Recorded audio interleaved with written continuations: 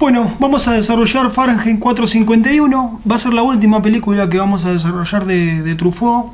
También estaba Jules Sijin, pero bueno, de alguna forma me parecía significativo. Jules Sijin es una muy linda película. Tiene algunas cosas de Truffaut, de los 400 golpes, y algunas otras de la Nouvelle Vague más godardiana. Pero bueno, me parecía más interesante dedicar este último espacio para hablar de Fahrenheit 451, que es una película que tiene la particularidad de ser la única película de Truffaut no filmada en Francia.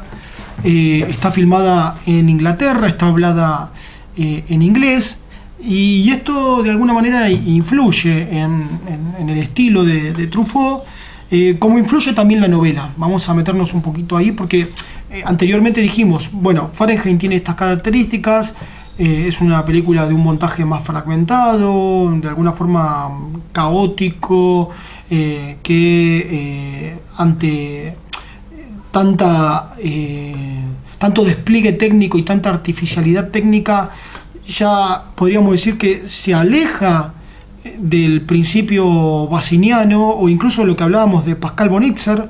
Es una película que claramente no busca manifestarse como algo real, sino que pone una distancia porque la vemos como un gran artificio. Por eso mismo decimos que Godard quizás partiendo de la base de cierto realismo basiniano, se ha alejado totalmente porque la película ya no está viva en la pantalla. Bueno, eso se aplica a Fahrenheit 451, pero también vamos a entender por qué. Esto no es caprichoso, sino que tiene que ver con el texto de origen, que es la novela de Ray Bradbury, 451. Bueno, decíamos que es una película que es de género puro. Si tiene algunos puntos de contacto con el cine clásico, es que es una película de género puro. Bueno, el género, saben ustedes, es ciencia ficción, con algunas cosas de policial, pero sobre todo ciencia ficción. Es una historia, una narración, es una historia de principio a fin. Se cuenta una historia, es decir, claramente el objetivo de la película no es contar una vivencia de un personaje, no es contar una sensación, una percepción, sino una historia que, bueno, tiene que ver con la historia originaria de Bradbury. Eso también es una característica clásica.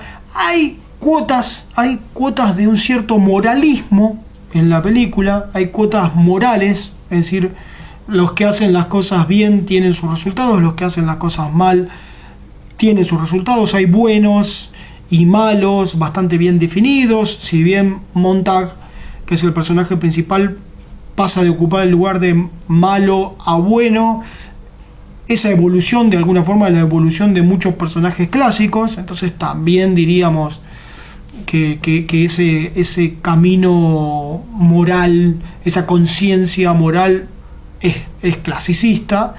Y esta cuestión de encerrar la realidad en una burbuja,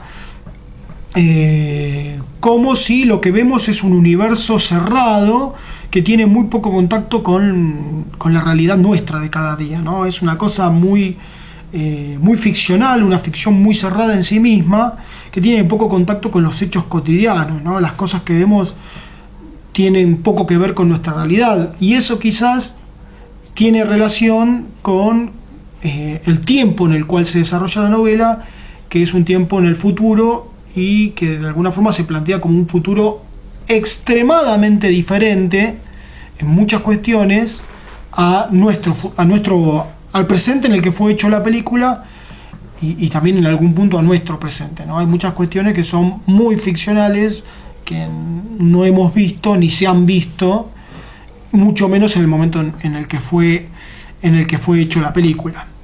Bueno, en cuanto a la puesta en escena, decimos que es una puesta en escena de cámara fija. Hay mucha cámara fija, mucha frialdad. Es una película que se plantea como si fuera una composición muy mecánica, que poco tiene que ver con el desarrollo vivido, la cámara humanista vivida a nivel de del personaje de los 400 golpes, donde la cámara era casi una especie de compañero de Antoine Donnell. Bueno, acá la cámara se ubica en un lugar privilegiado, muy técnica, muy de observador omnisciente, omnipotente, que puede verlo todo, que puede comprenderlo todo y que sabe mucho más que los personajes sobre las situaciones que se van dando. Incluso parece saber de antemano o parece poder anticipar lo que le está pasando a Montag, incluso antes que Montag mismo se dé cuenta de sí mismo. Eso también tiene que ver con el posicionamiento de la cámara y lo que elige mostrar y lo que no. Es una cámara, en ese sentido, bastante clásica, ¿no?